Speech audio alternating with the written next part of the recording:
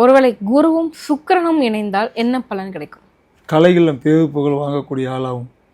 ம் மறைஞ்சிருந்தாங்க கூட அவனுக்கு பெரிய பேரு புகழ் வாங்கக்கூடிய ஆளாகும். ம் ஒருவேளை மறைஞ்சிடுச்சு இன்னும் வச்சுக்கோங்க, சுக்கிரனும் குருவும் போய் ஒரு மறைவான இடத்துல போய் உட்காந்துக்குச்சு.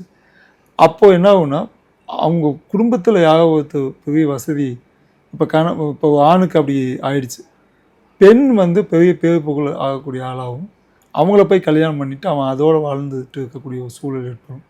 ஒருவேளை இவனுக்கே இருக்குது அப்படின்னா, எங்கள் அப்பா யார் தெரியுமா, எங்கள் தாத்தா யார் தெரியுமா சொல்லிட்டு இருக்கக்கூடிய சூழல் இருக்கும் மறைஞ்சால். அப்பவும் சுக்கரன்னு கலையோட தான் இருக்கும்.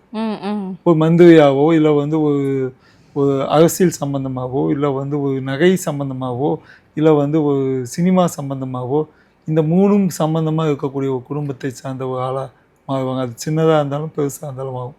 ஒருவேளை நல்ல இடத்துல உட்காந்துக்கிச்சு 5ல் போய் சுக்கரனோட இருந்து கலைகளில் பெரும் புகழும் ஆகக்கூடிய ஆளாகும். கலையில் ஆயக்கலை, அவன் எந்த கலை தொட்டாலும் ஜெயிக்கக்கூடிய ஆளாகும். அவன் ஒரு சாதாரண பெயிண்டிங்காக இருப்பான், அந்த பெயிண்டிங் ₹1,00,000 விற்றுட்டு இருப்பான். எத்தனையோ பெயிண்டிங் ₹100 கூட விற்காத பெயிண்டிங்கும் இருக்குது.